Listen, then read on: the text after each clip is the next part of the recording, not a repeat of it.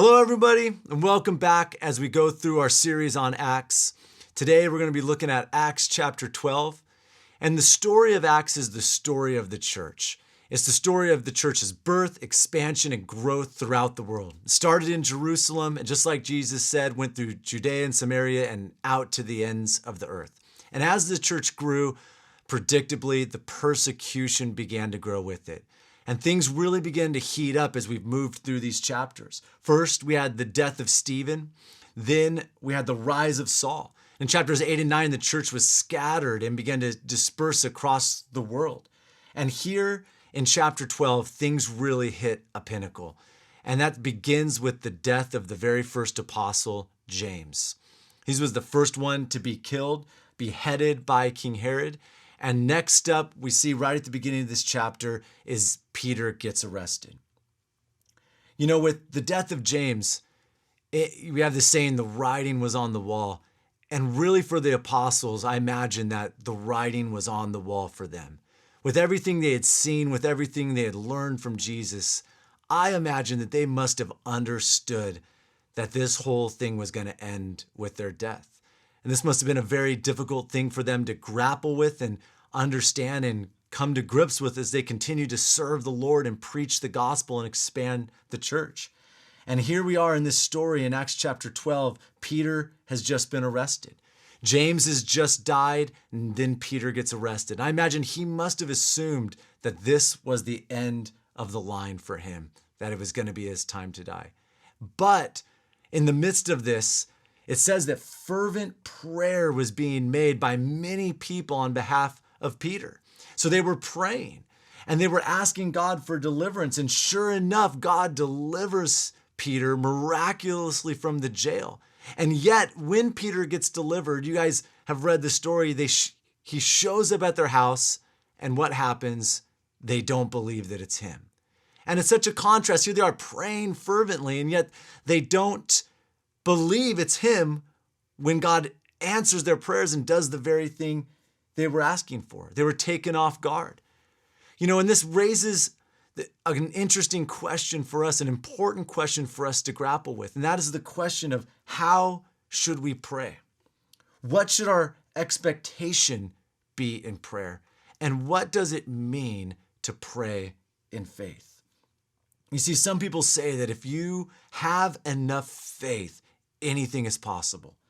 That if you want something, you just need to pray harder. You need to claim it.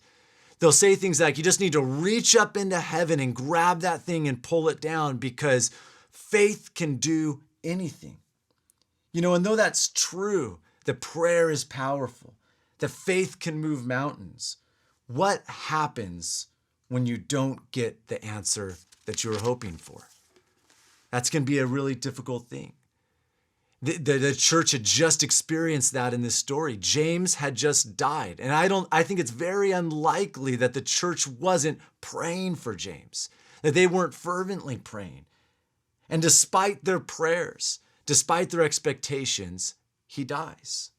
You know, we've seen examples of this kind of thing happen around us recently. There's been one especially very public example where a group of people were praying so fervently and in so much faith for a certain outcome to happen, and then that outcome didn't happen. So how do we respond to this? How do we handle it when it seems that our prayers don't get answered? Do we just give up praying? Do we just say, well, I guess it doesn't make a difference and I don't know what to do, and do we just quit? Well, I have 4 things I want to share with you on how we handle this aspect of prayer when things don't go our way, and how do we continue moving forward. And the first thing we have to do is approach God with humility always. Charles Simpson has a great quote. He says that whenever he prays, he first asks himself the question, what kind of mind am I about to engage with? You know, I don't think we understand the depths of that question or its implications. But I know one thing we do understand is what it says in Isaiah 55, 8 and 9. It says, for my thoughts are not your thoughts, nor are my ways your ways, declares the Lord. For as the heavens are higher than the earth, so are my ways higher than your ways, and my thoughts higher than your thoughts. When we approach God, we need to understand that our understanding is so limited. Our perspective is so narrow. The amount of information that we have is so small compared to God. We see this much and we understand this much, but God sees everything. God understands everything. Nothing escapes his grasp, and he works all things together. And so when we approach God, we need to primarily approach him with humility, understanding that we're asking him for something and we're praying for something, but we don't understand the way God understands. We don't understand his mind or his intentions always, or the depths of his perspective. The second thing that we need to do is we need to be willing to learn and change. As we pray, we must also listen. And often our understanding on a situation will change as we pray. As we begin to pray for something, pray for an outcome, God will begin to speak to us. He'll begin to show us more. He'll begin to show us maybe our heart and our intentions.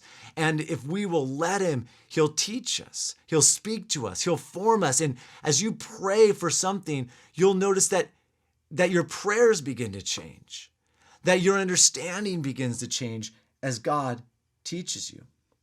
When you pray, you must pray expecting God to speak and expecting him to teach you. The third thing that we need to do is we need to remember our faith is not in a certain outcome. Our faith is in God despite the outcome. This is something that can be difficult for people. Many people's faith is misplaced. And they have so much faith and so much hope and so much confidence that God is going to do this thing. But what happens when he doesn't do that thing? Then their faith gets rocked and their hope is disappointed and they're reeling. See, our faith is not in an outcome, it's in God. Our faith is that God will be good, that God will be righteous, that God will be faithful despite the outcome. And so we fix our hope on him and his faithfulness, not on a certain outcome. It's an important thing that we need to understand as we approach God in prayer, that our faith and our hope is in him. And the fourth thing is this, is knowing all of this, approaching God in humility, being willing to learn and change and expecting him to speak to us and teach us as we pray, and putting our hope in him and knowing that he is going to be good, that he is going to be faithful no matter what happens. Then fourthly, we do this, we pray confidently with faith. Hebrews 5:16 tells us to draw near with confidence. James 5:16 says the effective prayers of the righteous can accomplish much. And so don't be timid. Don't be timid to pray specifically. Don't be timid to pray fervently and to ask God to move. It's not a sin, it's an act of faith to come before God confidently to ask him to move. Because in it, you're listening for him to teach you, and you know that he's going to be good despite the outcome. If we do all these things, we can pray with faith, we can pray with confidence, we can come boldly before God and make our requests known. And this is such an important lesson for all of us in this season. As times are uncertain, as things are changing, and as we want to pray for God to move, put your faith in God, trust in him, and pray fervently. God bless you all. Love you guys. See you soon.